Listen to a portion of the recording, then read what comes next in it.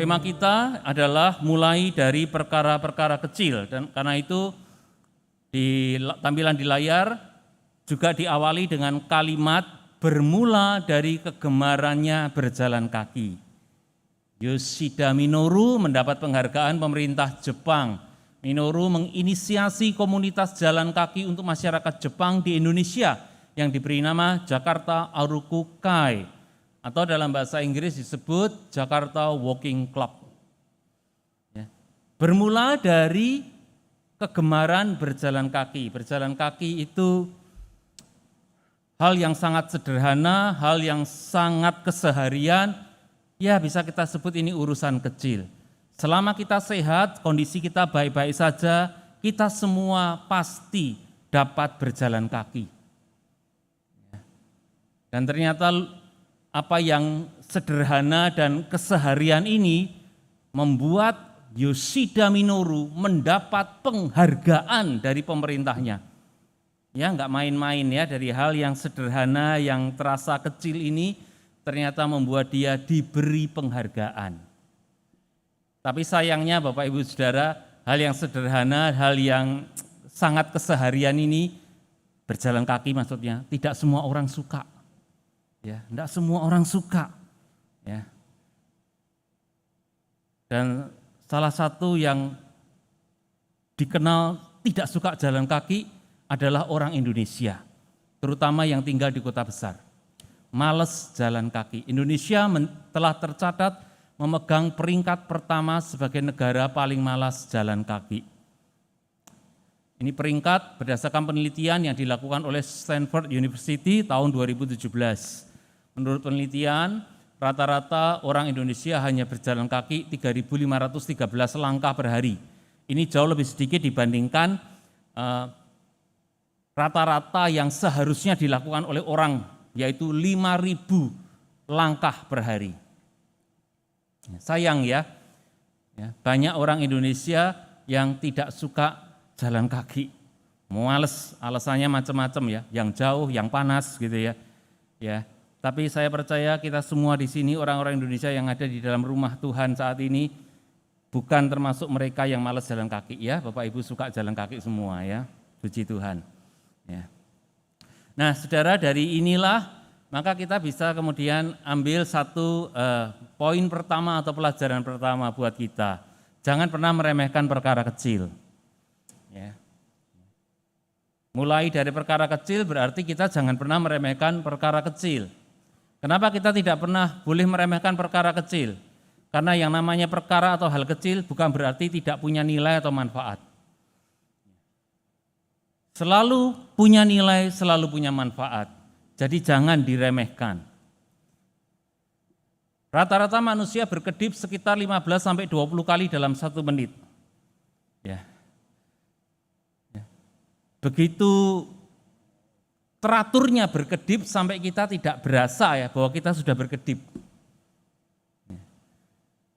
Dan yang kita sebut ini hal kecil sekali ini jelas punya nilai dan manfaat untuk kesehatan mata kita. Disebutkan mata berkedip membuat mata tidak akan mengalami kekeringan, mencegah mata kering. Berkedip melindungi mata dari cahaya yang terlalu terang. Berkedip melindungi mata dari benda asing yang akan masuk ke dalam mata. Berkedip itu membuat oksigen bisa dibawa ke mata. Berkedip itu juga membuat otak bisa beristirahat sejenak. Berkedip itu mencegah infeksi pada mata. Jadi saudara, banyak sekali manfaatnya dari yang namanya berkedip. Ini hal yang sangat-sangat sederhana dan kecil. Tetapi manfaatnya besar sekali untuk kesehatan, untuk keamanan mata kita. Juga sama, kalau kita perhatikan ini gembok, di lapisan bawah ternyata ada 2 lubang. Yang satu lubang besar itu untuk memasukkan kunci ke dalam gembok. Ya. Lalu di sampingnya ada lubang kecil yang saudara lihat itu dilingkari ya. Apa fungsi, apa guna dari lubang kecil itu? Jelas itu bukan sebuah hiasan ya. Sengaja dibuat. Ternyata ada tujuannya, yaitu menjadi saluran keluar air jikalau gembok itu kemasukan air. Kalau gembok kemasukan air dan airnya tidak bisa dikeluarkan, itu akan merusak gembok menjadi berkarat. Juga lubang kecil itu untuk kita memasukkan minyak ke dalam gembok. Kadang-kadang gembok kalau sudah kelamaan itu jadi seret ya, dikunci bukanya susah banget. Nah, alat bantunya kita masukkan minyak ke dalam gembok itu. Nah, itu lubang kecil gunanya kita memasukkan minyak. Jadi ada manfaatnya. Ya. Hal yang kedua, kenapa kita tidak boleh meremehkan perkara kecil? Karena perkara kecil dapat mendatangkan perkara besar, secara negatif maupun secara positif. Kita lihat dulu dari perkara secara negatif dulu. Ya. Seorang pegawai Kemendagri itu dipecat gara-gara salah tulis. Ya. Mestinya kepada yang terhormat Komisi Pemberantasan Korupsi Republik Indonesia, dia tulis kepada yang terhormat Komisi Perlindungan Korupsi Republik Indonesia. Ini peristiwa terjadi pada tahun 2016. Cuma salah tulis, saudara. Siapa di antara kita yang tidak pernah salah tulis? Semua pernah salah tulis. Ya. Tapi dampaknya bagi dia fatal. Dia dipecat. Hal kecil membawa dampak besar secara negatif. Gegara 2 pilot ketiduran pesawat Ethiopian Airlines sempat gagal mendarat. Hanya karena ketiduran. Ini juga hal yang sebetulnya terlalu umum. Siapa orang yang tidak pernah ketiduran? Siapa di antara kita yang tidak pernah ketiduran? Kita nonton TV di rumah tahu-tahu bablas ketiduran. Oh, sering itu ya. Mahasiswa ikut kuliah di dalam kelas tahu-tahu ketiduran. Wah, itu juga sering. Ya.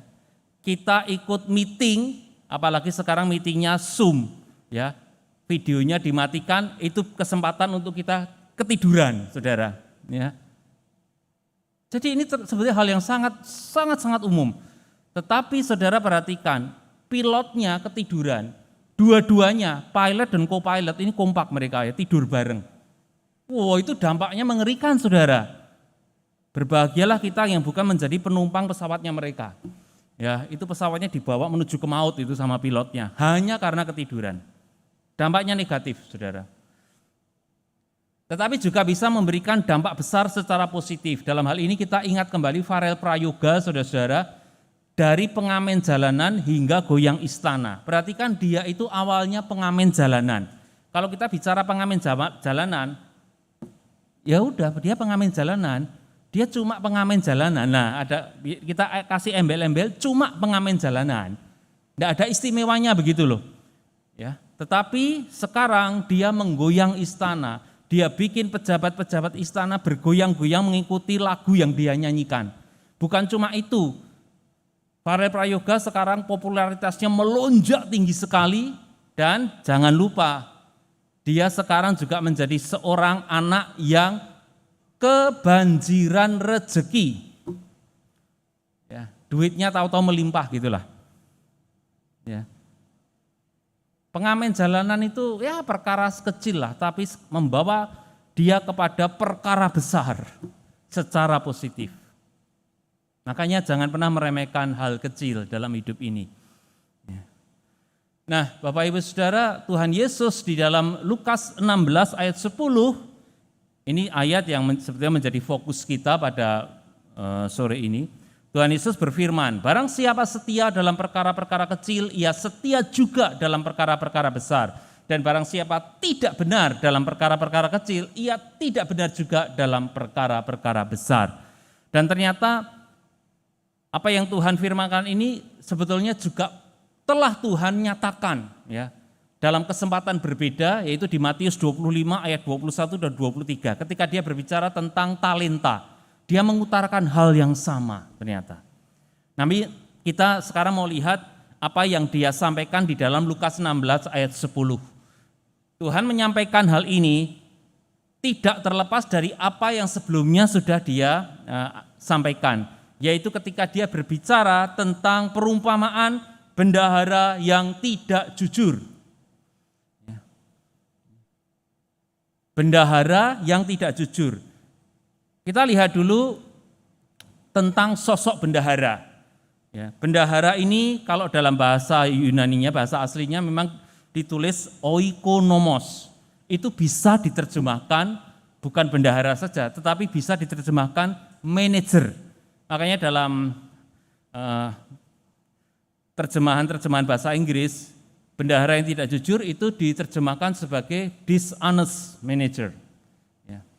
Manajer ini, tapi ini manajer sebuah rumah tangga. Ya. Jadi dia seorang yang diberi hak wewenang oleh tuannya untuk mengatur kehidupan ekonomi keluarga itu atau rumah tangga itu, termasuk mengatur masalah keuangan. Jabatan ini mengingatkan kita kepada Yusuf ketika dia dipekerjakan di rumah Potifar. Posisi jabatan Yusuf kurang lebih sama. Dia manajer rumah tangga. Nah, manajer rumah tangga dengan hak dan wewenang seperti ini, itu menunjukkan pertama dia seorang yang dipercaya oleh tuannya. Tetapi yang kedua itu juga bisa membawa dia pada satu godaan besar, yaitu apa? Menyalahgunakan kepercayaan yang diberikan oleh tuannya. Dan ternyata bendahara yang diceritakan oleh Tuhan Yesus itu adalah bendahara yang menyalahgunakan kepercayaan yang diberikan oleh tuannya. Ya. Sehingga dia disebut sebagai bendahara yang tidak jujur. Memang dalam bacaan kita tadi, kalau tadi kita membaca ya kisah perumpamaan ini, tuannya memuji bendahara ini. Namun ingat baik-baik saudara-saudara, dia dipuji bukan karena dia tidak jujur. Sama sekali tidak. Kristus tidak pernah memuji seorang yang tidak jujur.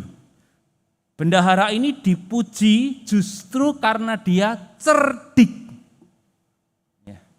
Ketika dia sadar bahwa dirinya ya, telah diketahui ya, tidak jujur dan tidak setia di dalam menjalankan tugasnya, maka dia kemudian kita lihat dengan cerdik ya, dia lalu mengambil satu jalan untuk menyelamatkan dirinya sendiri, untuk menyelamatkan masa depannya. Dengan cara apa? Dengan menghapus sebagian surat hutang orang-orang yang berhutang kepada tuannya. Ya. Jadi dia memanfaatkan mamon yang tidak jujur, ini istilah Tuhan Yesus untuk menyebut harta duniawi, saudara. Dia memanfaatkan mamon itu untuk menyelamatkan masa depannya, dengan cara dia membangun persahabatan dengan orang-orang yang mana dengan menggunakan harta kekayaan duniawi, dia bisa membuat orang-orang itu kemudian nantinya merasa berhutang kebaikan dengan dirinya. Itulah kecerdikan dia. Ya. Tetapi pada sore ini kita tidak membahas kecerdikan dia. Kita akan tetap melihat dia sebagai seorang yang tidak jujur, sebagai seorang yang gagal setia. Ini yang mau kita soroti. Dia gagal setia di dalam perkara yang sudah dipercayakan oleh Tuhan kepada dirinya.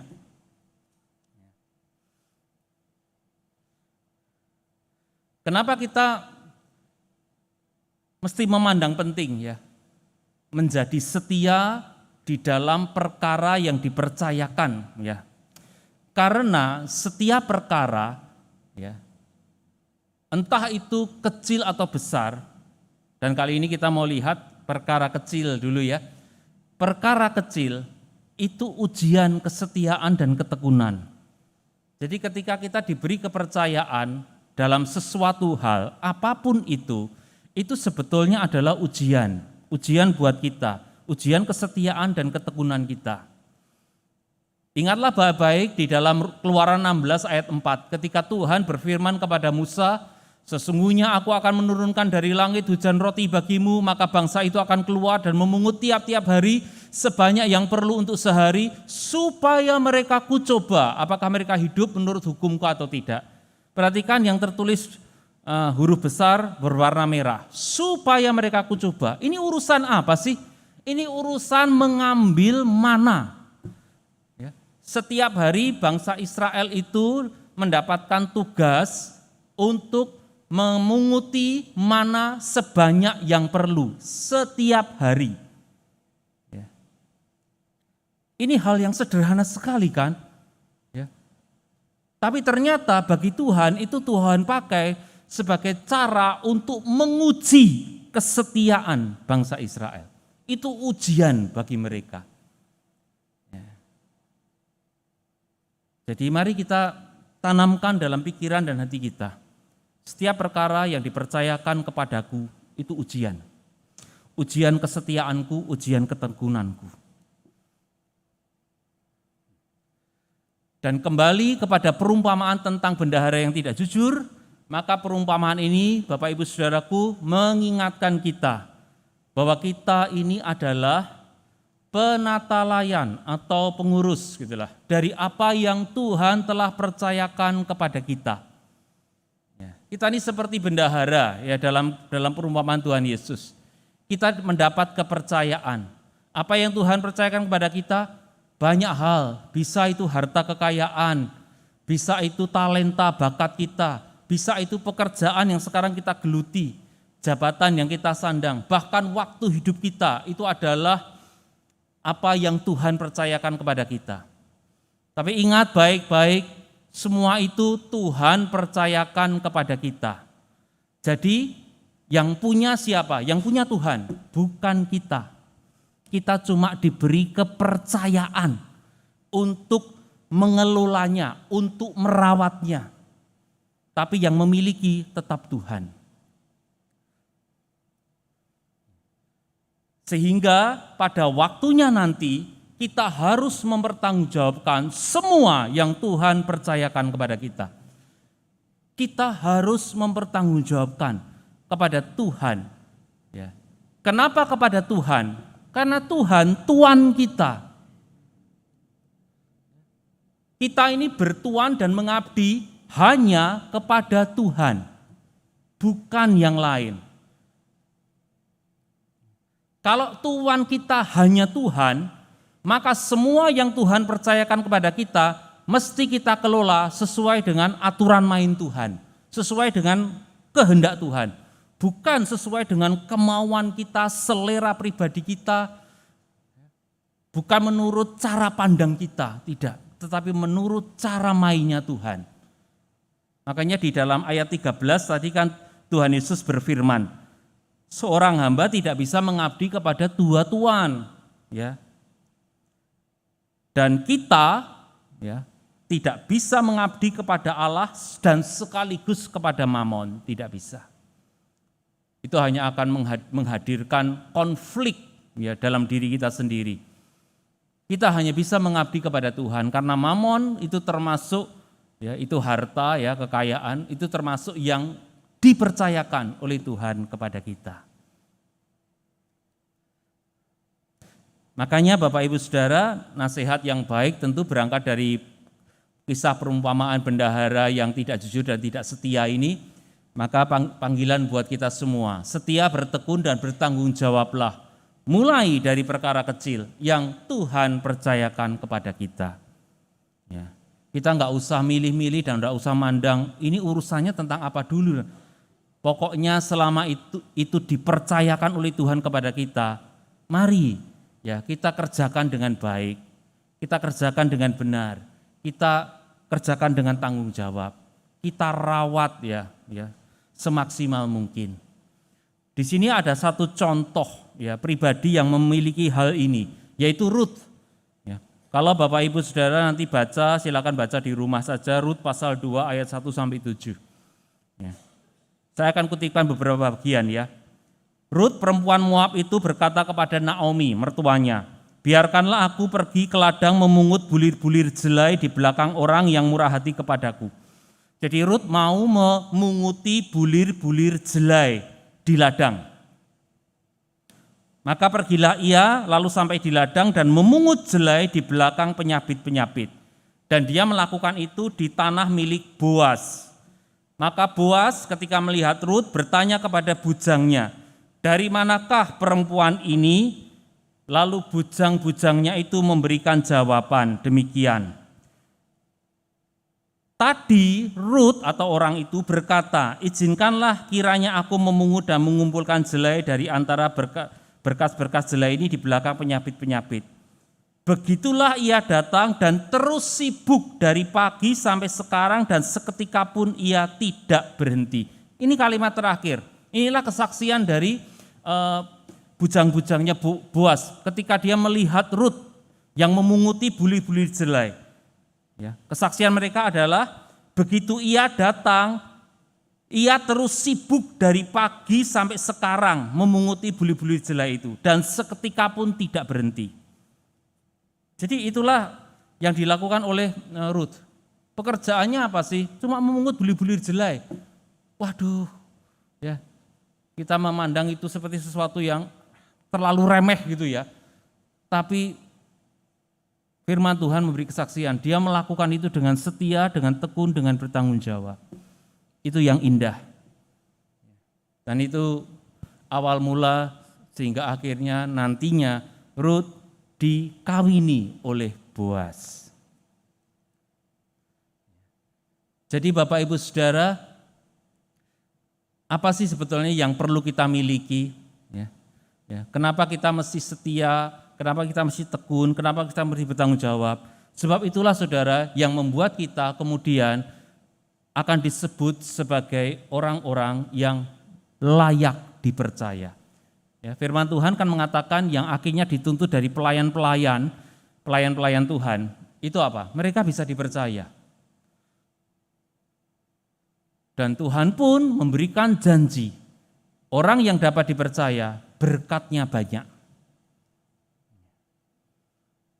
Jadi ketika kita setia, tekun, bertanggung jawab dalam setiap perkara yang dipercayakan kepada kita, itu tidak akan pernah sia-sia. Tuhan juga tidak akan pernah tutup mata. Sebab Tuhan memastikan orang-orang yang demikianlah yang akan Tuhan berkati.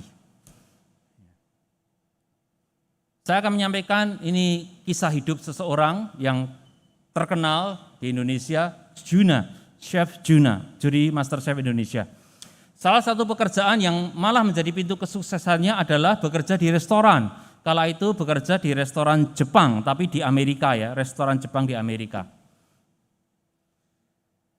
2 minggu pertama bekerja di restoran, Chef Juna, saat itu belum chef ya, Juna diberikan tanggung jawab untuk membantu bagian dapur. Jadi di masa percobaan atau training itu dia ditempatkan sebagai tukang potong dan mengupas bahan makanan. Jadi saudara, itulah awal mula pekerjaan dia, tukang potong dan tukang kupas bahan makanan. Ya, enggak bersentuhan langsung dengan ini ya, dengan kompor, ya, dengan penggorengan, dengan perebusan enggak ada. Ya, terlalu sederhana ya tugasnya dia. Walaupun ini tetap butuh keterampilan saudara ya, butuh keterampilan menggunakan pisau. Bagi yang enggak pernah pegang pisau dapur suruh motong-motong ya pasti enggak karuan ya. Tapi ini hal yang sangat sederhana. Nah, yang menarik ini saudara ya, dalam masa percobaan itu ia gunakan untuk bekerja dengan sungguh-sungguh. Keuletan Juna membuat atasannya menaruh rasa simpati atau rasa kagum. Jadi karena dia bekerja dengan sungguh-sungguh, dia seperti Rut ya, cuma memungut bulir jelai, tapi dia bekerja dengan sungguh-sungguh, dengan tekun. Dia juga bekerja dengan sungguh-sungguh ya, motongi, ngupasi. Bosnya lihat dia, kagum saudara. Dan itulah yang membuat Juna bisa bertahan di restoran itu selama 5 tahun. Bahkan dia naik levelnya. Dia kemudian diangkat menjadi kepala koki di restoran Jepang tersebut. Bahkan dia menjadi eksekutif chef di Uptown Sushi.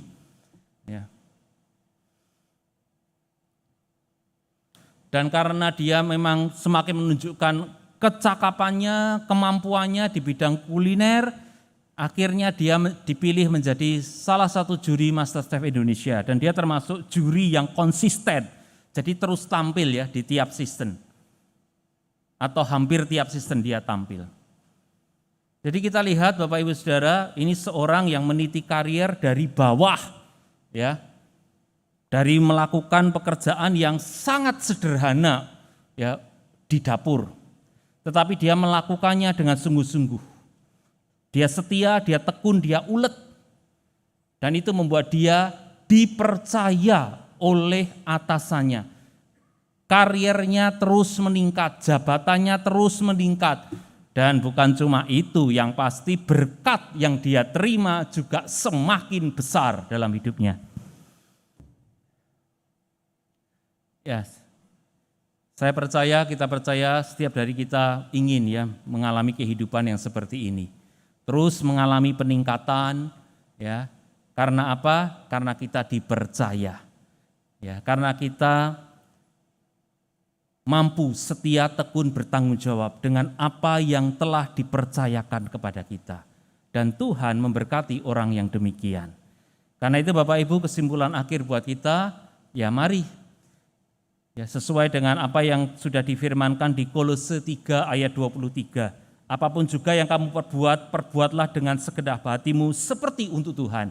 Mari kita lakukan segala sesuatu seperti untuk Tuhan. Supaya apa? Ya kalau kita melakukan segala sesuatu seperti untuk Tuhan, seperti berbakti kepada Tuhan, maka kita akan melakukannya dengan setia, dengan tekun, dengan sukacita. Pasti itu. Dan seperti janji Tuhan, berkat Tuhan akan selalu hadir dalam setiap perkara selama kita melakukannya seperti untuk Tuhan.